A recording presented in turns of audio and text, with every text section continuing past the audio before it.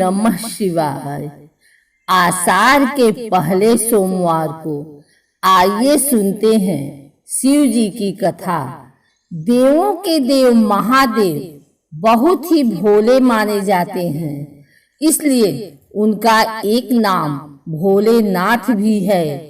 पौराणिक मान्यता अनुसार भगवान शंकर को प्रसन्न करने के लिए किसी भी तरह के खास विशेष पूजन की आवश्यकता नहीं होती, क्योंकि कहा जाता है कि वह तो भोले हैं और भक्त की मन से की गई क्षणिक मात्र की भक्ति से ही वह प्रसन्न हो जाते हैं। अगर आप भी शिव की भक्ति और कृपा पाने के लिए सोमवार का व्रत करते हैं तो और इस कथा से भोलेनाथ को प्रसन्न कर सकते हैं। एक बार किसी एक नगर में एक साहूकार था। उसके घर में धन की कोई कमी नहीं थी, लेकिन कोई संतान न होने के कारण वह बहुत दुखी था। संतान प्राप्ति के लिए वह हर सोमवार को व्रत रखता था और पूरी श्रद्धा के साथ शिव मंदिर जाकर भगवान शिव और माता पार्वती की पूजा करता था। उसकी भक्ति देखकर एक दिन माँ पार्वती प्रसन्न होकर भगवान शिव से साहूकार की मनोकामना पूर्ण करने का निवेदन किया। पार्वती जी के आग्रह पर भगवान शिव ने कहा कि हे पार्वती, इस संसार में हर प्राणी को उसके कर्मों का फल मिलता है और जिसके भाग्य में जो हो उसे भोगना ही पड़ता है। लेकिन पार्वती जी ने साहूकार की भक्ति देखकर उसकी मनोकामना पूर्ण करने की इच्छा व्यक्त की। माता पार्वती के आग्रह पर शिव जी ने साहूकार को पुत्र प्राप्ति का वरदान तो दिया, लेकिन उन्होंने बताया कि यह बालक 12 वर्ष तक ही जीवित रहेगा। माता पार्वती और भगवान शिव की बातचीत को साहूकार सुन रहा था, इसलिए उसे ना तो इस बात की खुशी थी और ना ही दुख। वह पहले की भांति शिव जी की पूजा करता रहा। कुछ समय के बाद साहूकार की पत्नी ने एक पुत्र को जन्म दिया। जब वह बालक 11 वर्ष का हुआ तो उसे पढ़ने के लिए काशी भेज दिया गया। साहूकार ने पुत्र के मामा को बुलाकर उसे बहुत सारा धन देते हुए कहा कि तुम इस बालक को काशी विद्या प्राप्ति के लिए ले जाओ। तुम लोग रास्ते में यज्ञ कराते जाना और ब्राह्मणों को भोजन दक्षिणा देते हुए जाना। दोनों मामा भांजे इसी तरह यज्ञ कराते और ब्राह्मणों को दान दक्षिणा देते काशी नगरी निकल पड़े। इस दौरान रात में एक नगर पड़ा, जहां नगर के राजा की कन्या का विवाह था।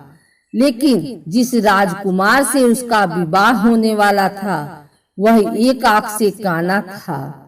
राजकुमार के पिता ने अपने पुत्र के काना होने की बात को छुपाने के लिए सोचा, क्यों न उसने साहूकार के पुत्र को दूल्हा बनाकर राजकुमारी से विवाह करा दूं। विवाह के बाद इसको धन देकर विदा कर दूंगा और राजकुमारी को अपने नगर ले जाऊंगा। लड़के को दूल्हे के वस्त्र पहनाकर राजकुमारी से विवाह करा दिया गया। साहूकार का पुत्र ईमानदार था, उसे यह बात सही नहीं लगी, इसलिए उसने अवसर पाकर राजकुमारी के दुपट्टे पर लिखा कि तुम्हारा विवाह तो मेरे साथ हुआ है, लेकिन जिस राजकुमार के संग तुम्हें भेजा जाएगा वह एक आंख से काना है। मैं तो काशी पढ़ने जा रहा हूँ। जब राजकुमारी ने चुन्नी पर लिखी बातें पढ़ी तो उसने अपने माता पिता को यह बात बताई। राजा ने अपनी पुत्री को विदा नहीं किया। फिर बारात वापस चली गई। दूसरी ओर साहूकार का लड़का और उसका मामा काशी पहुँचे और वहां जाकर उन्होंने यज्ञ किया। जिस दिन लड़का 12 साल का हुआ उस दिन भी यज्ञ का आयोजन था। लड़के ने अपने मामा से कहा कि मेरी तबीयत कुछ ठीक नहीं है।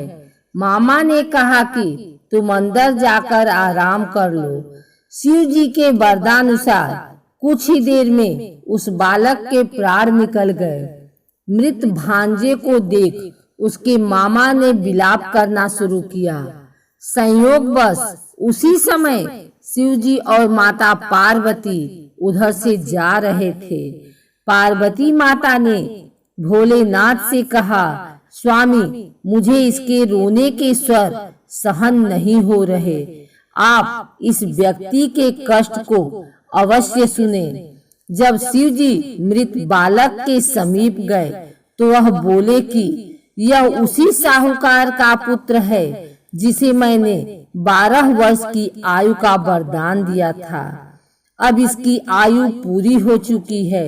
लेकिन मातृभाव से विभोर माता पार्वती ने कहा कि हे महादेव, आप इस बालक को और आयु देने की कृपा करें, अन्यथा इसके वियोग में इसके माता पिता भी तड़प तड़प कर मर जाएंगे।